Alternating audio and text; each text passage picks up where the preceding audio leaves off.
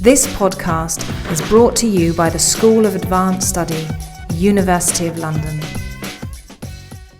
Well, good evening, ladies and gentlemen, and welcome to 2014's Creighton lecture. The lecture has been given not quite every year since 1907, but with the exception of the Second World War, every year.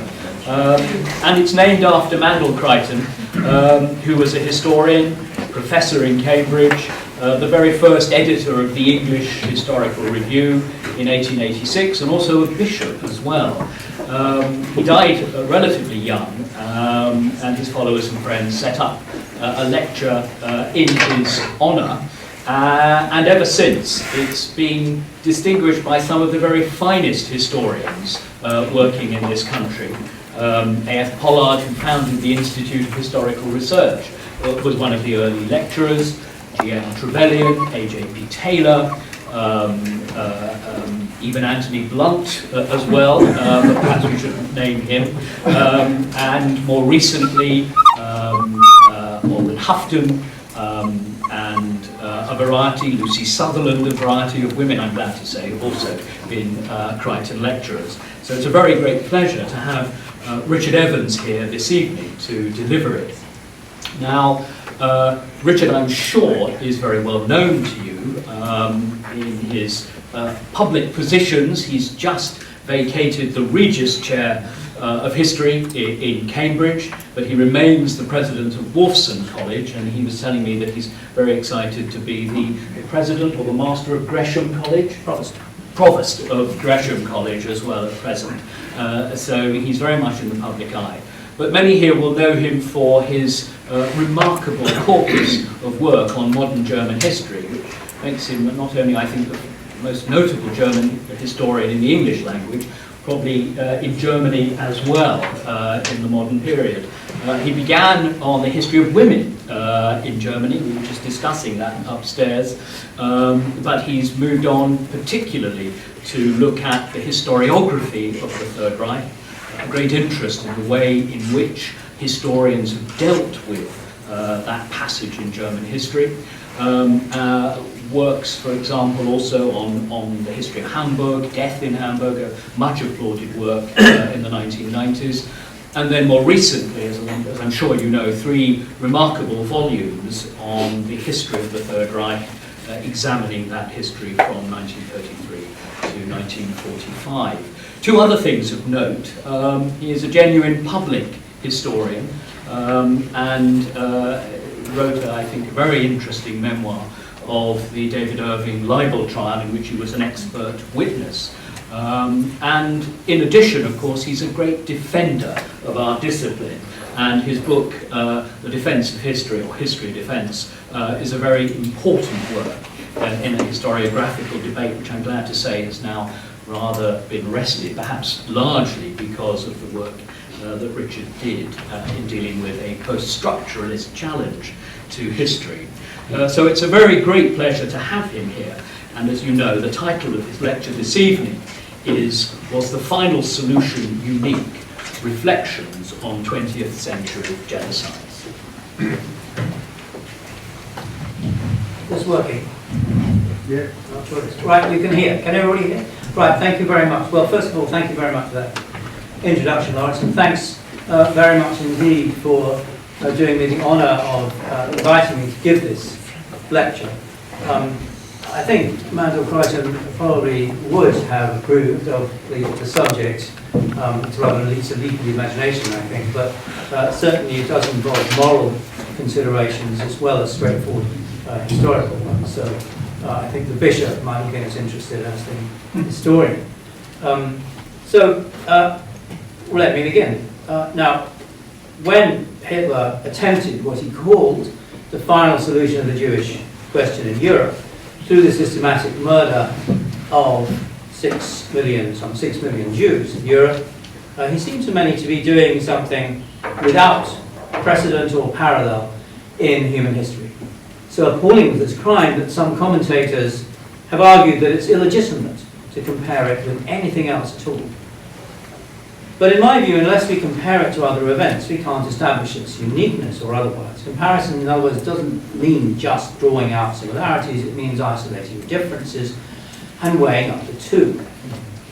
And there's an obvious problem too if we deny any kind of comparability of an event like the Nazi extermination of the Jews in Europe. If it can't be legitimately compared to any other historical process or event, and it is indeed utterly unique, then it can't be repeated in any form. So the slogan, "Never Again," often uttered when attempts are made to draw lessons from these terrible events for the present and the future, is pretty meaningless, since the Holocaust has no relevance to anything else and no lessons to teach us in the present day. In my view, positing a categorical uniqueness takes it into the realms of theology. And this may well be, of course, rewarding for the theologian. The historian has to approach it, I think, in the same way as any other large-scale historical phenomenon, which means asking basic comparative questions and trying to answer them at the level of secular rationality. Well, an obvious comparative starting point presents itself with the invasion of Poland in September 1939. Very quickly, the conquerors began systematically to suppress the language and culture of the defeated Poles. Polish libraries, cultural institutions were closed, Polish monuments, memorials, and street signs destroyed. 500,000 Poles were arrested and confined in labour camps and prisons where many of them were brutally maltreated and killed. Some 20,000 officers and alleged Polish nationalists were shot. Up to 1.5 million members of the Polish cultural and intellectual elite were arrested. And in 1940 they were taken out of the country in unheated cattle trucks. A third of them did not survive the privations of the journey. Now this human tragedy, as you probably guessed, was the consequence not of the German invasion of western and central Poland, but the result of the Soviet conquest of Poland's eastern provinces. Parallels with the policies of Nazi Germany are obvious. From the point of view of the victims, of course, it's equally obvious. It's not easy to distinguish between the two occupations. Still, differences there were. The Soviet Union's aim in occupied Poland, occupied, remember, in 1939 and the Nazi-Soviet pact signed in August. The Soviet aim was to carry out a social revolution on the lines already achieved by Lenin and Stalin in Russia. The eastern part of the country was incorporated into the Soviet system on the basis of a rigged plebiscite. Occupation authorities nationalized the property of the Polish elite, especially, of course, banking and industrial firms. They broke up the larger landed estates of the Polish nobility and distributed them amongst the mostly non-Polish small peasants, inciting the Ukrainian and Belarusian lower classes, who constitute the majority of the population in this part of Poland, to stage violent uprisings against the Polish landowners. But the Poles were not attacked on racial but on class grounds, a clear parallel to the murderous Red Terror carried out by the Bolsheviks during the revolution of 1917 to 18. Now, those whom the Soviet occupiers regarded as members of the bourgeois reactionary nationalist elites are deported not away from Soviet territory but deep into its interior, indicating that the purpose of the deportation, however brutally it was conducted, was not the complete elimination of the national minority, but its political neutralization and possible indeed its conversion to communism. Goals recognizable in other deportations carried out by Stalin later in the war. And in this sense, the deported groups were not separated from the rest of the Soviet population, but shared its fate and its sufferings. In a formal constitutional sense, the Soviet conquest of eastern Poland brought with it the introduction of equal political rights for all adults, irrespective of their ethnicity. For many Jews, this meant liberation from the anti-Semitic discrimination practiced by the pre-war regime of the Polish Code. But of course, there's no doubting the murderous nature of the Soviet occupation of eastern Poland. In fact, it's only one, as I mentioned, of a number of mass murders and brutal population transfers carried out on Stalin's orders. From September 1941 onwards, the Soviet secret police deported more than 1.2 million ethnic Germans from Ukraine, the Volga region, and several Soviet cities to Siberia under notably harsh conditions. At least 175,000 of them did not survive. 500,000 members of other ethnic minorities from the Caucasus followed them into Siberia in exile. As the German armies advanced, the Soviet secret police systematically murdered alleged nationalists and counter-revolutionaries locked up in Soviet prisons that lay apart. 100,000 prisoners were shot, bayoneted to death or blown up with hand grenades in prisons in the western Ukraine alone. And all of this is done in the name of Soviet military security. Suspicious Stalin considered all these people security threats. But for all the violence meted out to the unfortunate deportees, this was not an attempt to exterminate entire peoples.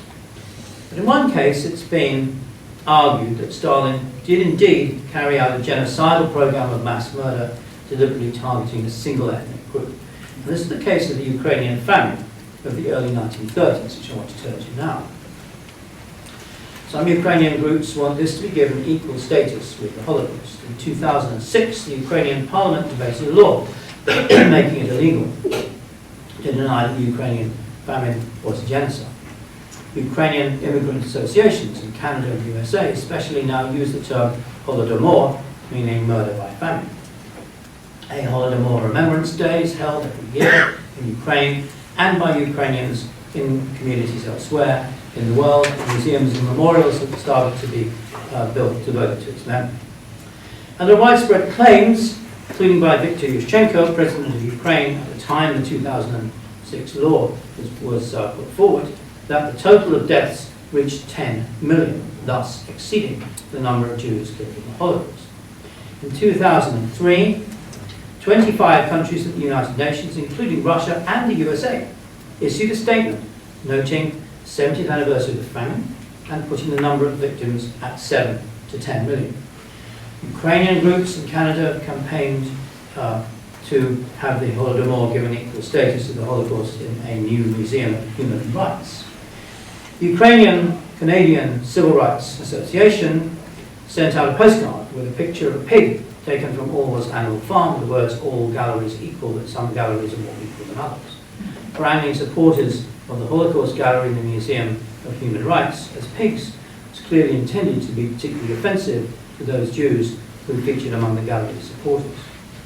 Critics of the Ukrainian Civil Rights Association in Canada pointed out that it's failed to mention either the role of Ukrainian nationalists in providing auxiliaries and helpers in the administration of death camps, such as Treblinka, or the fact that 9,000 Ukrainian SS men emigrated to Canada at the end of the Second World War, doubtless affecting the way that Ukrainian Canadian organizations have approached these sensitive issues. So, the figure of 7 to 10 million deaths in the Ukrainian famine is clearly intended to rank the Holodomor above the Holocaust. Is it plausible? Well, Robert Conquest, in his pioneering book, Harvest of Sorrow, which is the first to bring the famine to general attention, put the number at 5 million. See if I can open this thing. No, I have to ask you to do it. Right, that was a mistake. That was a mistake. Okay, so the figure of 7 to 10 million. Conquest put it at 5 million. Demographic historians such as Stephen Wheatcroft estimate deaths at 3 million. Recently opened Soviet archives, opened in the 1990s, thanks very much. Yeah, give yourself a white towel.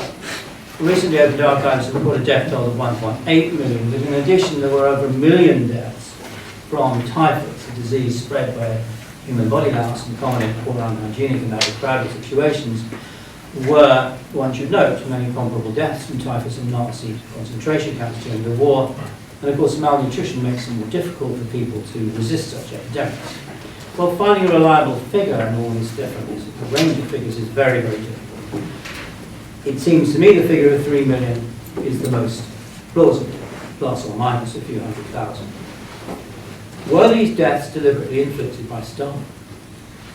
Well, there's plenty of evidence to show that although the harvests of the early 30s were not particularly bad and could under normal conditions have fed the population in Ukraine, the Soviet authorities seized the grain from the farmers, refused to provide food aid to the starving, banned people from leaving affected areas, or even deported some to places where there was no food. So the famine was, I think, clearly man-made. It was neither accidental nor natural. Was it genocide? Well, around 80% of the victims were Ukrainian. But the famine has to be seen against the background not of Russian racism, but of Stalin's policy of forced industrialization, in which he seized food from the countryside to give to the new industrial towns, and forcibly reorganized agriculture into collective farms to centralize production, achieve economies of scale, and not least ease the collection and requisition of food.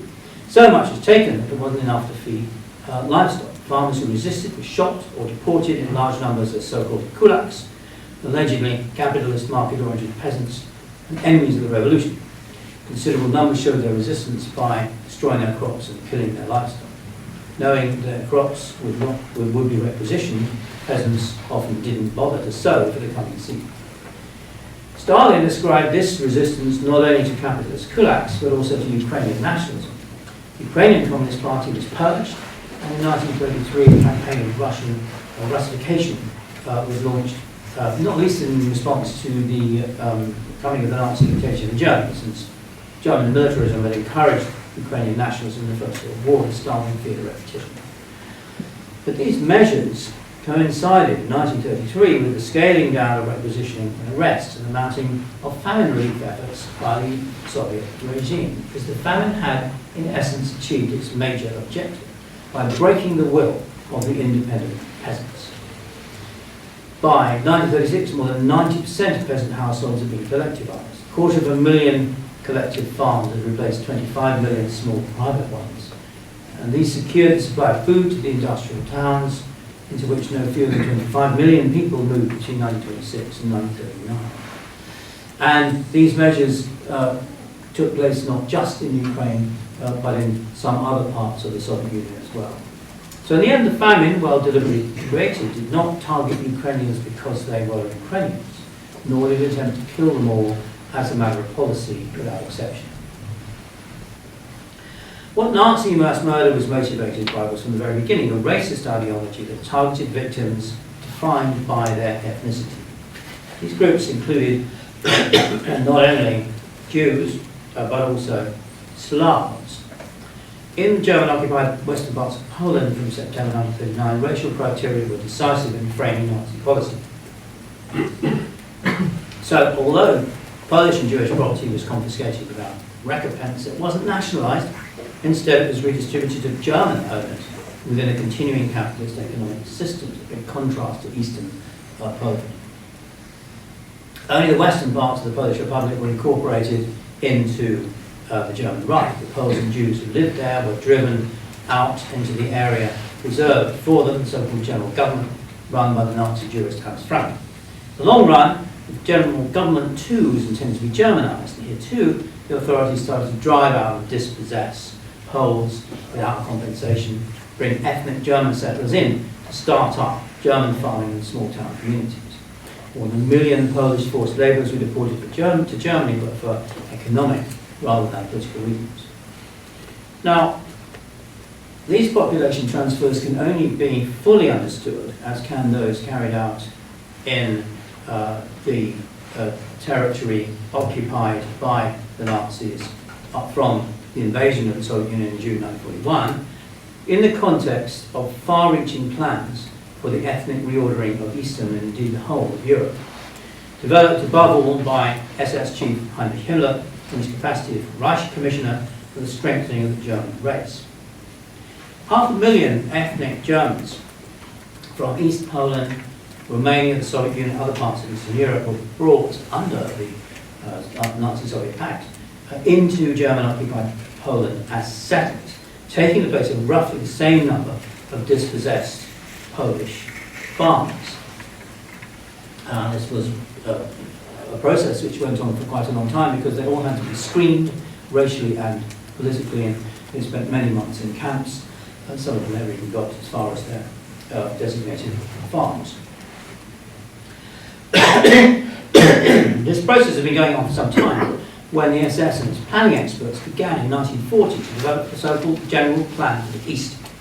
Its final form has envisaged that up to 85% of the Polish population, 64% of the Ukrainian, 75% of the Belarusian, 85% of the Estonian, 50% of the Latvian and Lithuanian would die of hunger and disease over the coming years, deliberately deprived of medication and food. So between 30 and 45 million Slavs from these areas and Russia itself would perish according to the plan. In the long term, the area they lived in would be settled by millions of German farmers. The eastern boundary of the Great German Reich would be extended by about 1,000 kilometers. If this plan had become reality, it would have been the greatest genocide in history. As it was, the start was made when 3 1/3 million Soviet prisoners of war from the Red Army, captured by the Germans, were killed, mostly by deliberately letting them starve to death, along, of course, with millions more Soviet civilians, a million alone in the city of St. Petersburg, known by the Soviets as Leningrad, where the Germans set up a blockade that lasted for the best part of 3 years, deliberately avoiding the expense of men and equipment that a full-scale invasion of the city would have caused them. The general plan for the East owed its existence to Hitler's long-harboured ambition to create German living space, or Lebensraum, in the east of Europe. This is intended not least to avoid the fate of Germany in the First World War, when some 600,000 Germans had died of hunger and associated illnesses because of the Allied blockade and the inability of German agriculture to feed the population. There was, in fact, a close connection between this general planning for the German area of domination and settlement in Eastern Europe and the more specific so-called hunger plan discussed in May 1941 at a meeting between representatives of the armed forces and state secretaries from various ministries. According to the minutes of this meeting, umpteen million, 6 million people in the occupied eastern territories would have to die of hunger for German troops in the field and civilians at home were to remain reasonably well fed. Now, the extermination of European Jews by the Nazi regime, I think, has to be understood in this broader context of racial reordering and genocide. But it would be wrong to reduce it simply to one facet of this larger process. The Jews of Poland and Eastern Europe in general were overwhelmingly poor, with little property and few assets, mostly lived in towns. The economic advantages of their arrest, their incarceration in ghettos, and finally their murder brought to the German Reich were small. The landed estates and properties intended for occupation by German settlers were almost exclusively owned by non-Jews. Millions of people whom the general plan for the East envisaged murdering or allowed to perish from hunger and disease included Jews, but the overwhelming majority were Slavs. Representatives of the German armed forces and bureaucrats in the agriculture ministry did, of course, justify the killing of Jews on the grounds that they consumed food without producing for the war economy and were thus useless eaters, to quote a phrase commonly used by the Nazis. Where Jews could be put to work for the German war economy, as in the Łódź ghetto, they were allowed to live on. But here the conditions under which they were forced to work were made deliberately so poor that another phrase entered common bureaucratic parlance in Nazi Germany and Nazi circles at the same time: extermination through labour, Vernichtung durch Arbeit. Justifications for the mass murder, in particular of Jews, in terms of the food supply or the economic interests of the Reich, did not in the end reflect the central reason for the killings, even though it's possible that the extermination program was accelerated in the late spring and early summer of 1942 because of a crisis in the food supply for Germany and the Wehrmacht. Even if this is the case, it still needs to be explained why the Nazis always put the Jews of Eastern Europe at the bottom of the heap when drawing up quotas for rationing, rules and regulations for work, and much else besides. Below the Russians, below the Czechs, below the Ukrainians, below the Poles, even below the Gypsies. So, what I'm arguing, therefore, is that the work you find that ascribes an economic motivation for the extermination of Jews is really very unconvincing. Nazi propaganda and ideology regarded and portrayed Jewry, Judentum, the collective term for Jews, in quite different terms from those in which they represented Slavdom, Slaventum. Slavs, Poles, Czechs, Russians, and so on were in this view subhumans, backward, passive, stupid, primitive, posing no threat to Germany unless they were led by clever and ruthless Jews. In themselves, Slavs were dispensable, but they did not challenge the very existence of Germany and the German race. Initially, in 1941, Hitler expected the Soviet Union to collapse because ordinary Russians and others were simply incapable of resisting the onslaught of the superior race.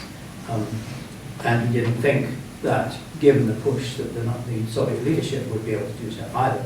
Even in the final phase of the war, the Nazi propaganda concentrated on whipping up fear among ordinary Germans of the Bolshevik threat. It still portrayed Bolshevism and Stalinism as tools of an international Jewish conspiracy. In the end, therefore, Slavs were a regional obstacle to the extension of the German Empire in Europe. Jews were a worldwide threat to the very existence of the Germans. The Jew, as Goebbels' propaganda machine never tired of claiming, was, unlike the Russian or the Pole, nothing less than the world enemy, the Weltfeind. And here's another area as Nazi propagandists and ideologues drew on the experience of the First World War, rather on their paranoid understanding of Germans' defeat. This is the infamous stab in the back legend, according to which Jews in Germany in 1918 had exploited popular dissatisfaction with the miserable conditions under which people were being forced to live to foment a socialist revolution at home, which then overthrew the hitherto undefeated armed forces from within. But of course, this is the exact reverse of what happened. The military defeat came first, and then the revolution. And in any case, the majority of German Jews were not revolutionaries, but nationalists, liberals, and conservatives, well acculturated into German society, fully behind the war. Still, between January 1933 and September 1939, from the Nazi seizure of power to the outbreak of the war, Germans were constantly bombarded with anti-Semitic propaganda from every organ of the Nazi-controlled media, while the regime inexorably drove the Jews out of the German economy and society through a long series of discriminatory laws and regulations, dispossessions, and assaults. The aim was to prepare Germany for a new European war by reducing, as far as possible, altogether eliminating the supposed potential Jewish threat from within. Sense in which the two most important dates for the Nazi regime were 1914, when as they imagined, a united national community, a people's community had been created in support of the war effort in 1914, which they wanted to recreate in the Third Reich itself. In 1918, when they imagined the standard attack had been defeated Germany, and therefore they wanted to avoid that by driving the Jews out. Roughly half the small Jewish population of Germany, remember it's less than 1% of the population, had left the country by the time the war began. And with the invasion of Poland, German soldiers for the first time came face to face, not with highly acculturated, largely prosperous Jewish population, as had been in Germany until the Nazi regime dispossessed them, but in Poland with a poor and downtrodden Jewish population on a large scale. 2.5 million Jews lived in Poland, with all of them practicing the Judaic religion, speaking Yiddish, dressing differently from their Polish neighbours, and altogether, as many field post letters from German soldiers made a point of noting, looking like caricatures out of the Nazis' anti-Semitic newspaper, Der Stürmer. German soldiers and officials, ethnic German militias, above all members of the SS task forces sent into Poland to provide security, maltreated Poles, arrested them, dispossessed them, attacked them, deported them in unheated cattle trucks, put them in camps, beat them to death, shot them, and in general treated them as less than human, just as they later did the inhabitants of other areas of Eastern Europe they conquered. But their behaviour towards the Jews they encountered had an extra edge. Soldiers stopped Jews in the street, pulled their beards out or set light to them, forced them to smear each other with excrement, assembled them in public squares and made them perform gymnastic exercise at gunpoint for hour after hour till they dropped from exhaustion. They compelled Jewish girls to clean public toilets with their blouses. They subjected all of them to ritual humiliation and public degradation in a way that they did not with Poles and other Slavs. This sadistic behaviour towards Jews is also apparent in two other European states which participated in the genocide largely, if not entirely, on their own initiative, namely Croatia and Romania. Up to 380,000 Jews were killed by Romanian forces during the war in circumstances that even the German SS described in disapproving terms as sadistic. Large numbers, for example, were deliberately penned into enclosures on a state pig farm, while the Romanian fascists, the Iron Guard, put other Jews through all the stages of killing in a state slaughterhouse, ending by hanging their corpses with meat hooks. In the German puppet state of Croatia, 30,000 Jews out of a total population of 45,000 were killed by the Ustaša militia, acting under government orders. Many were beaten to death with hammers and iron bars, or put in concentration camps where they were deliberately infected with diseases and left to perish from malnutrition. In Croatia, Catholic priests, and especially Franciscan friars, urged the militia on to kill the infidels. While in Romania, the head of state, Marshal Antonescu, justified the killings by calling the Jews the creatures of Satan. Nevertheless, the use of religious language, which is almost wholly absent from Nazi anti-Semitism, doesn't mean that we're dealing with a different variety of anti-Semitism here, religious as opposed to racial. For all its religious rhetoric, Antonescu's anti-Semitism was in fact fundamentally racist. He regarded as Jews of all kinds, whether religious Jews or not, as the force behind communism, and fined Jews for legislative purposes, racial terms, and he proclaimed the need to rid Romania of its Jews in order to achieve the racial cleansing of society. The difference lay in the fact that for Antonescu, the Jews were a local or almost regional problem, not the world enemy. So he expelled many thousands across the border to Ukraine simply to get rid of them and drive on the racial purification of Romania. It was not the purpose of Antonescu's regime to pursue and destroy Jews wherever they were found. And similarly in Croatia, the aim of the fascist Ustaša regime to purify the country of racial minorities of all kinds, leaving the Croats in sole occupation. 300,000 Serbs were murdered, and many thousands of Gypsies, also in Romania, alongside the Jews. In both Croatia and Romania, genocide was directed inwards. Both regimes believed in the fantasy of a world conspiracy of Jews, using the tool of international communism, but neither went so far as to claim that the main purpose of this conspiracy was the destruction of either Croatia or Romania, unlike the Nazis. In the final analysis, both anti-Semitism seemed to me to be a subordinate aspect of a wider-ranging, virulent and extreme and violent form of authoritarian populist nationalism in which minorities of all kinds would be to be destroyed.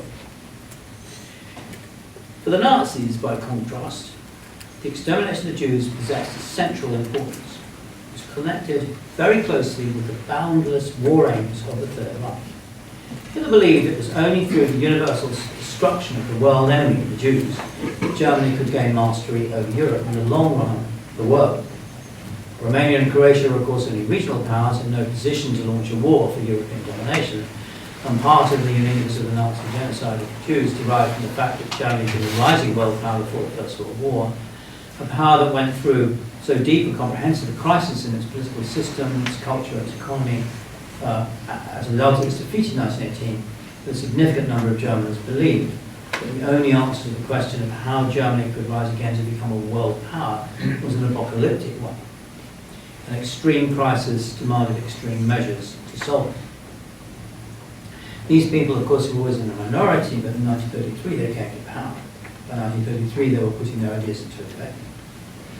So the reductionist attempt of some historians to portray the final solution to the Jewish question in Europe in terms of war-related economic rationality are unconvincing in their vast overestimation of the resources required by the German Reich by killing the Jews. And they fail on a larger scale, I think, to encompass the depth and breadth of Nazi anti-Semitism. Not only were Jews dispossessed, arrested, and deported to extermination camps in East Europe, from countries such as France, Belgium, Holland, Norway, Italy, and at least in the intention, Denmark, very soon after they were occupied by Nazi Germany. Hitler also pressed his allies, such as Hungary, to deliver up their Jewish population for extermination. Himmler even went to Finland specifically to ask the government to surrender its tiny and completely unimportant Jewish community to be taken to Auschwitz. The minutes of the Wannsee Conference, held early in 1942 to coordinate measures between different government departments for the killing of Europe's Jews, also listed other insignificant Jewish communities in countries yet to be conquered by Germany, such as Ireland or Iceland, marking them too down for extermination. And this obsessiveness, this desire to be comprehensive, make no exceptions anywhere, seems to me to be a major factor distinguishing the Nazis' racial war from other racial wars in history. Of course, there have been many racial conflicts in Europe and other parts of the world, both before and since the Second World War. And some of them have rightly been called genocide. One in particular has been singled out as providing a precedent and perhaps an impulse for the Nazi extermination of the Jews, the German extermination of the Hereros in the colony of Southwest Africa, now Namibia, in 1905-6. Following a rebellion by the Hereros, the German military force arrived with the officially proclaimed intention of exterminating the tribe. These people were shot, driven into the desert to starve, or incarcerated in murderous and brutal conditions in concentration camps. 65,000 out of 80,000 Hereros died. Yet the Hereros and the other ethnic group subjected to the genocidal violence of the German troops, the Nama, were regarded by the Germans as racially inferior people to be cleared away to make room for German settlers. It might even seem as a threat to German rule in Southwest Africa, let alone as a global threat. There was a parallel with Nazi racial policy. It was a parallel with Nazi policy towards the Jews. Sorry, towards the Slavs. Say it again. There was a parallel with Nazi racial policy. It was towards the Slavs in the war, not with Nazi policy towards the Jews. And you could say, in fact, in this sense, the German racial war in Eastern Europe from 1939 to 1945 was also a colonial war, and Hitler often drew parallels in his lunch and dinner time monologues between the annihilation of millions of Slavs envisaged in the general plan for the East and the annihilation of the indigenous populations by European settlers in Australia or North America. But I don't think you can understand the extermination of the Jews in this way. For Hitler, the Second World War was from the very outset a racial war, as he emphasized already in August 1939 in conversation with leading representatives of the armed forces. He urged to show no mercy at all to the Poles. He regarded the eugenic improvement of the German race as an integral part of this war, just as he did the removal of the Jews from Germany in the long run of Europe. I think it's significant when he signed the order to begin the long-planned mass killing of the mentally ill and handicapped in Germany in October 1939, he backdated the order to the 1st of September 1939, the first day of the war. More significant still was the fact that when, as he did on many occasions during the war, he recalled his pre-war so-called prophecy that, to quote, if international finance Jewry within Europe and without should succeed in precipitating the peoples once more into a world war, then the result will not be the Bolshevization of the earth and with it the victory of Jewry, but the annihilation of the Jewish race in Europe. When he recalled this on later occasions, he generally dated it incorrectly, not to the 30th of January 1939, when he actually said this on the anniversary of his appointment as Vice Chancellor, but the 1st of September 1939, the day the war began. So in other words, the introduction of radical measures for the racial renewal of Germany, Europe and the world all began on the same day with the launch of the New World War. The key aspect of waging war for the Nazis was strengthening the so-called Aryan race and the elimination not only of the mentally ill and handicapped, but also of alleged asocials and criminals, indeed anyone who is classified as alien to the national community. The overwhelming majority of the 16,000 or more death sentences carried out during the Third Reich, for example, were carried out during the war years.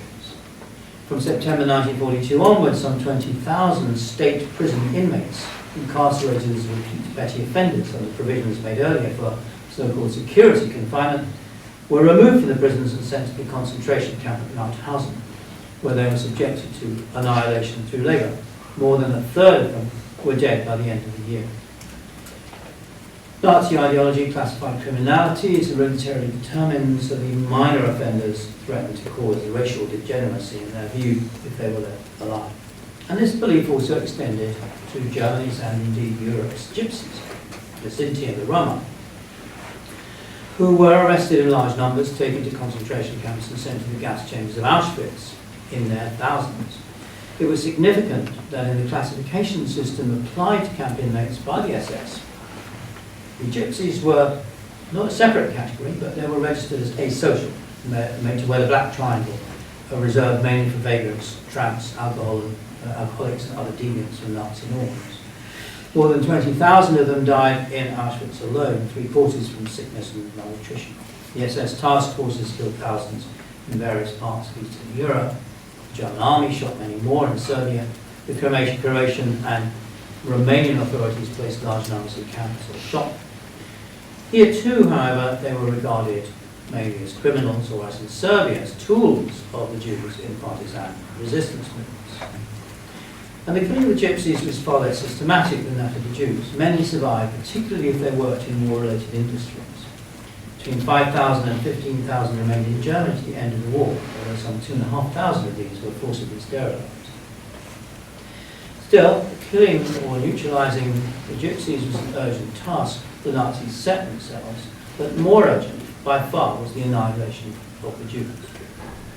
Immediately after the invasion of the Soviet Union on 22nd June 1941, Hitler, Goebbels and the entire Nazi propaganda apparatus unfolded an intensive anti-Semitic campaign that portrayed Churchill, Stalin and Roosevelt as tools of international fury engaged in a world conspiracy to destroy the German race. An extraordinary paranoid idea. Stalin, as we know, is himself no mean anti-Semite. Indeed, there's a rather comic document when Stalin's son was captured as a prisoner of war and interrogated by Gestapo. His interrogators keep telling him, well, of course, your father is half Jewish, isn't he? No, no, he's not half Jewish. I mean, the Jews are running Russia, aren't they? No, no, no, they're not. We don't like them at all. Still, there's this paranoid ideology, a constant barrage. The Nazis could not issue any propaganda against the Soviet Union before the invasion because it was meant to be a surprise, unlike, say, the invasion of Poland or Czechoslovakia. So from June 22nd, 1941 to the end of the year, there's a constant barrage of this kind of propaganda message, creating a genocidal climate in which Nazis at many different levels of hierarchy, particularly the SS, encouraged personally by Himmler and his deputy Heydrich, competed with one another to carry out the mass extermination of Europe's Jews. At the same time, it was also clear from early on that what Hitler called the annihilation of the Jewish race in Europe was intended to be a pan-European program of murder. Already in September 1941, the Reich Security Head Office, Himmler's headquarters, realized that it could not be achieved by mass shootings of the kind already being carried out behind the Eastern Front by the SS task forces and police units. Technical experts at the so-called Action T4, so Tiergartenstrasse 4, the address of the headquarters of it, gassing of thousands of mental hospital inmates.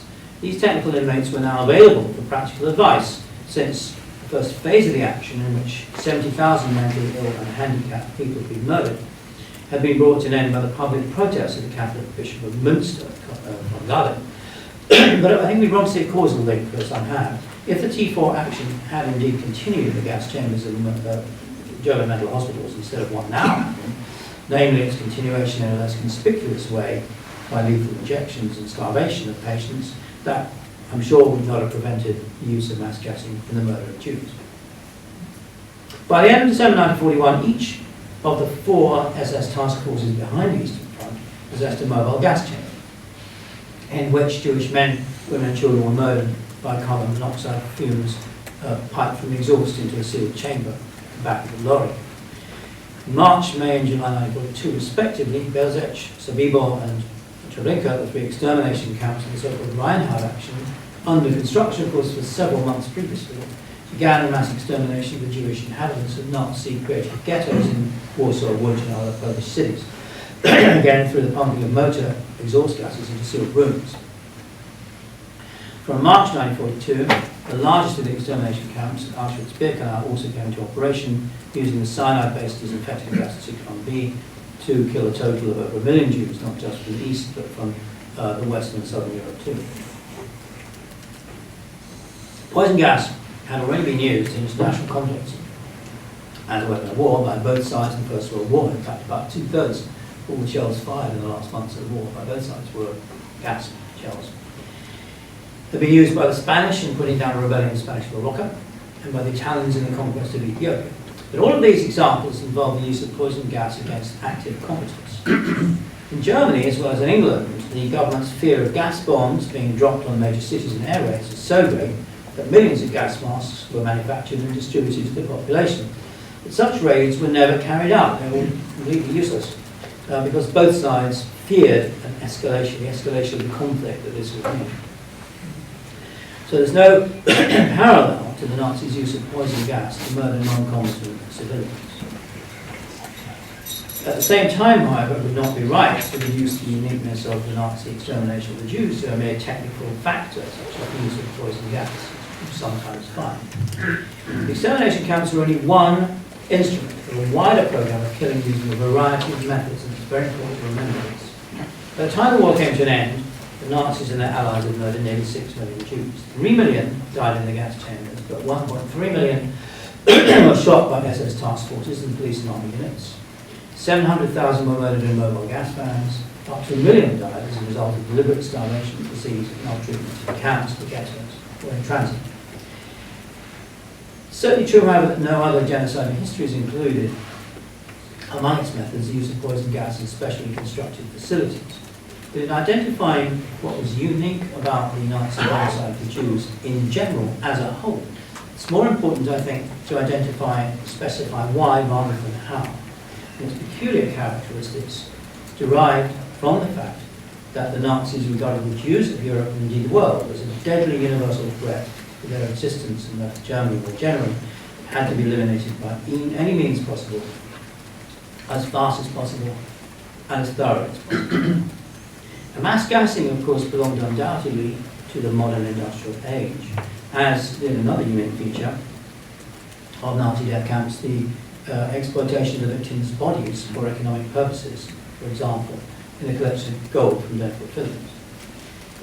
But again, I think it would be wrong to claim that the use of technical industrial methods implied there was something impersonal or automatic about the Nazi murder of the Jews that set it apart as a uniquely modern form of genocide. The arrest in the ghettos, the conditions of life there in the transit camps, the circumstances in which the victims were transported, the brutality of the police and SS men who guarded them, lacked nothing in terms of physical face-to-face violence exercised by some human beings, the Nazi SS and their helpers, on others, their victims. The machinery of killing, too, was uncomplicated, makeshift, and often broke down under the strain of dealing with such huge numbers of victims even in Auschwitz. And the unbridled violence meted out by the SS and camp orderlies to the victims on their way to the gas chambers and have left hardly any of them in doubt about the fate that awaited them. So there's nothing clinical or impersonal about the killing. It's more about the motivation of fanatical anti-Semites like Reinhard Heydrich or Adolf Eichmann who organised it. The Nazi genocide of the Jews, and I'm coming into my final set of comparisons moving beyond World War II.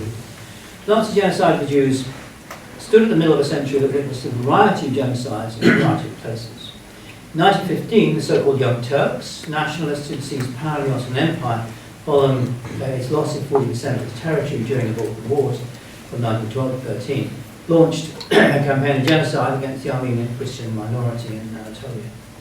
There had already been pogroms and massacres, notably in 1894-6 and beginning of 1909.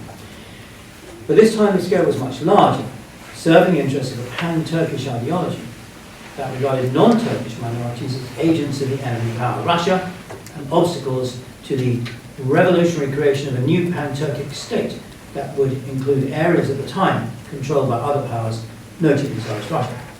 Armenians were deported from eastern Anatolia to the Syrian desert, many being killed along the way, many more dying of thirst and starvation en route or after they arrived. Officially sponsored killing squads were formed to massacre Armenians, often accompanying the murders with horrifying atrocities. Around 1 million Armenians died between 1918 and 1923, another 500,000, totaling 3/4 of the entire Armenian population of the Ottoman Empire. Like the Jews, the Armenians specialized in trade and finance. A large proportion of them practiced a different religion from that of their persecutors. Like the Nazis, the Young Turks took as their aim the creation of an ethnically homogeneous state. Like the Nazis, they'd come to power in a violent revolution. And like the Nazis, they claimed that the minority whose elimination they sought was an agent of a foreign power. In the German case, the World Jewish Conspiracy, led from America. In the Turkish case, the Russians. Like the Nazis, the Young Turks aimed to invade other countries to create a new powerful empire. And as in Germany, the genocide took place in the middle of the World War. And the parallels didn't end there. The extreme right in the Weimar Republic, including the Nazis, regarded the killing of the Armenians, to whom they frequently referred as the Jews of Turkey, in a favourable light. Rightly or wrongly, seeing this mass murder as the expression of a nationalist, militarist government far stronger and more determined than feeble democracy of the Weimar Republic, something to be translated into German politics and copied rather than criticised. At the same time, however, there were significant differences. Armenians were geographically concentrated in eastern Anatolia, near to the Russian border, while Germany's, and even more so, of course, Europe's Jews were not. The Young Turks did not accuse the Armenians of fostering a subversive and degenerative spirit amongst the majority population, as the Nazis did the Jews. The Armenians were killed overwhelmingly by deportation under murderous conditions, not in death camps or shooting pits, though shooting did take place on a considerable scale. And what they were viewed as the agents of a world conspiracy to undermine Turkey. Correspondingly, the Turks had no intention of annihilating Armenians outside Turkey, or rather outside, and even outside the larger Turkey that they planned. Jews in Germany, at least, were not, as has sometimes been claimed in comparative studies, a low status deprived minority like the Armenians, but on the contrary, a well-established, well-acculturated group, many of whom were well off and played a prominent role in national life and culture. And by 1914, it's important to remember, the Judaic religion was in decline in Germany. Intermarriage between religious Jews and Protestants was around 50% of all Jewish marriages in a city like Hamburg. The killing of the Armenians is not part of a wider program of ethnic reordering and ethnic cleansing, such as the Nazis undertook, but a nationalist campaign of ethnic cleansing directed against a particular religious, social, and territorial minority, comparable to later genocidal massacres of Jews and Gypsies in Romania, or Jews, Gypsies, and Serbs in Croatia. Well, at the other end of the century, in 1994, following a brief ethnic civil war at the beginning of the decade that ended in a fragile peace broken by Tanzania, the majority Hutu inhabitants of the African country of Rwanda mobilized to murder all the members of the Tutsi minority they could find with machetes, guns, grenades, and clubs in a face-to-face orgy of homicidal violence. Hutu ideologues claimed the Tutsi were interlopers who had enslaved them for centuries, pastoralists who did not belong in a settled agricultural society.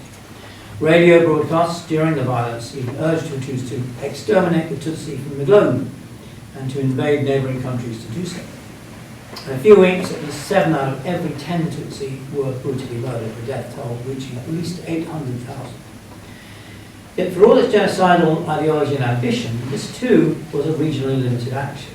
What made the Nazi genocide ritual unique was, among other things, the fact it was geographically and temporally unlimited.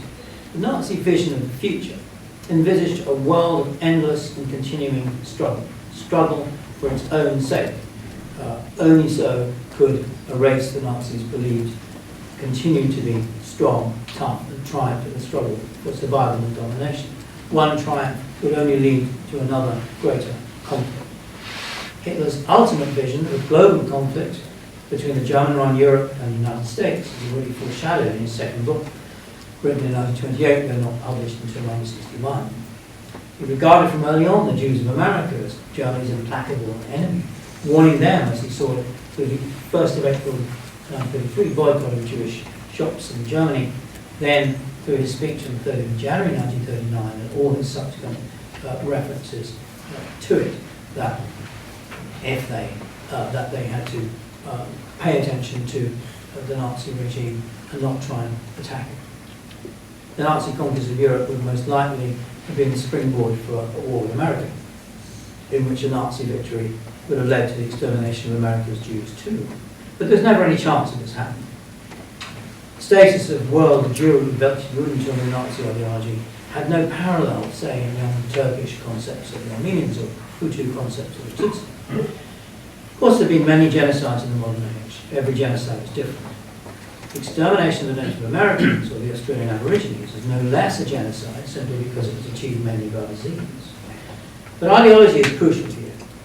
The death marches from the Nazi camps in the face of the advancing Red Army, along with the terrible final phase of the camp's existence, killed over half of the 715,000 prisoners held in the concentration camp system at the beginning of 1945. By July 1945, only half were still alive. And the vast majority were not Jewish.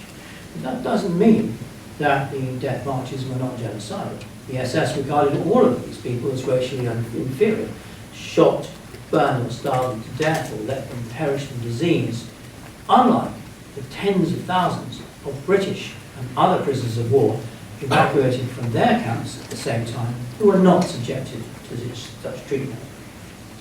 So although the Nazi final solution was one genocide among many, it had features that made it stand out from the rest as well. Unlike the others, it was, like all the others, it was bounded neither by space nor by time. It was launched not against a local or regional obstacle, but a world enemy seen as operating on a global scale. It was bound to an even larger plan of racial reorganisation and reconstruction, involving further genocide between an almost unimaginable scale that aimed at clearing the way in a particular region, Eastern Europe, for a further struggle against the Jews and those regarded as their puppets by strengthening the German Reich. So it was set in motion by ideologues who saw world history in racial terms. But it was in part carried out by industrial methods. These things all make it, in my view, unique. But its uniqueness in this sense doesn't mean we can't learn from it. We can look at extreme nationalist and racist ideologies and see from the experience of Nazi extermination when they look like spilling over into genocide and mass murder, and intervene at this point to stop them going further. The international criminal jurisdiction created at Nuremberg and extended in the International Criminal Court. Nuremberg was not meant to not created to deal with Nazi extermination of Jews, but as this international jurisdiction becomes stronger, it can pose an increasingly powerful obstacle to outbreaks of genocidal violence, especially when the state is sponsored. Human societies have a continuing ability, it seems, to generate ethnic hatreds. But the means to stop these escalating into genocide, I would argue, have become more effective in the 21st century, above all because of the cultural memory of the Nazi genocide in the second half of the 20th. Thank you very much.